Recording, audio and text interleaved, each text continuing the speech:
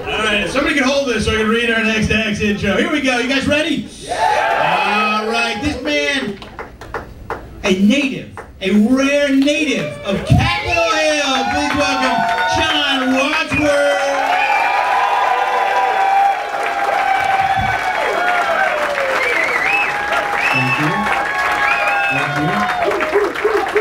You got me on a timer, so let's ease up. Very, very proud to be here at the world famous Improv. This is a very famous comedy club.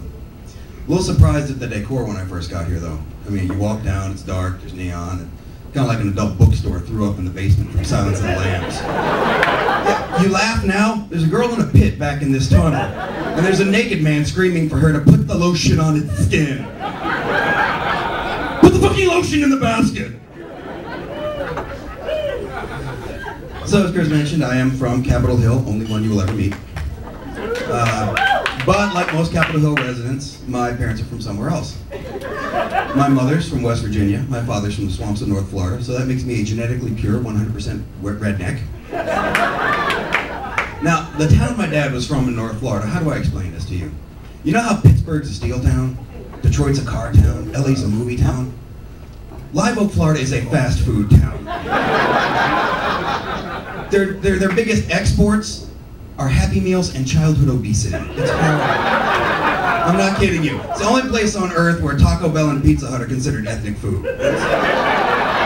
It's sort of a low-rent Dukes of Hazzard, except Uncle Jesse's a Grand Dragon in the KKK, and Cousin Daisy's got 5 teeth but 6 kids, and Bo and Luke are behind the bar and cooking up a batch of Southern fried crystal meth. Yeehaw! Looks like them Duke boys might be getting 20 years to life for trafficking. Let me tell you something. Every year, some little girl down there gets an incest Barbie for Christmas. Did I hit a sore spot, young lady? Pull a string on the back and it says, "I'm suppressing memories." Don't tell child services. The biggest sports down there are monster truck rallies and cockfights. And not the classy cockfights on ESPN2, but really back alley stuff. My dad always said if he had a year to live, he'd move back tomorrow, because every day be a fucking eternity. So, but he moved up here, he met my mother. He was a congressional chief of staff. My mother was a congressional staffer. So I'm what happens when sexual harassment goes wildly unreported. But, you know, growing up in the shadow of our nation's capital, I've developed a bit of a perspective on politics. You know, I've seen these folks come in every year, in and out. They're pretty much the same people, just with different haircuts.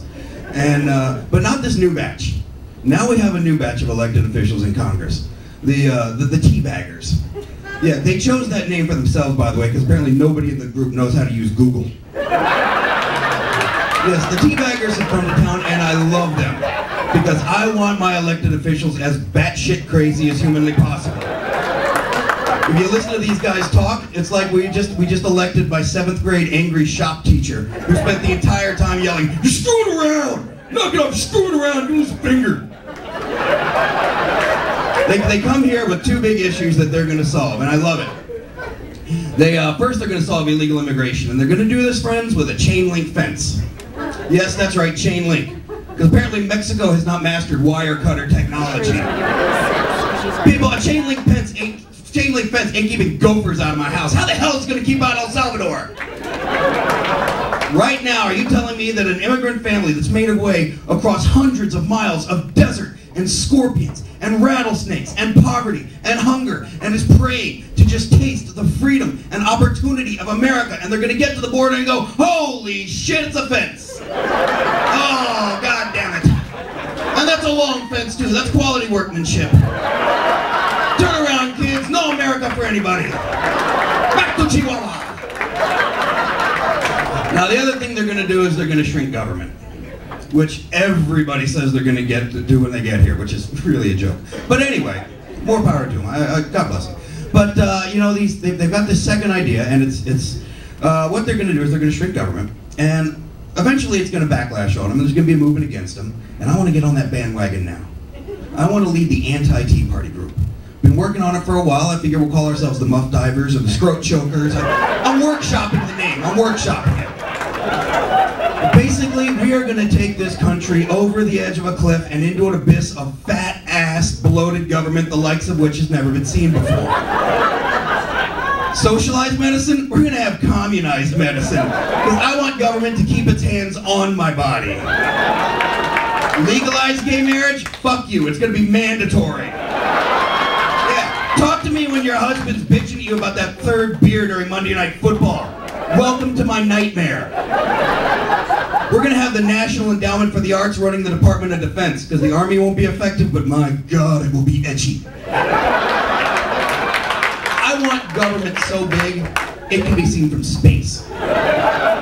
Government so big, it develops hypertension, high blood pressure, and type 2 diabetes, and has to have its left foot cut off.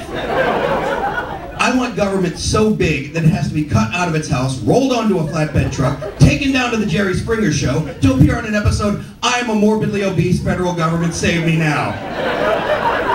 And why am I doing this? Because when we have turned this country into the fat-ass, Twinkie-loving people that we know is coming, a fat fucking redneck like myself is gonna look thin. Thank you very much. I've been John Wadsworth. Keep the server, try the winner.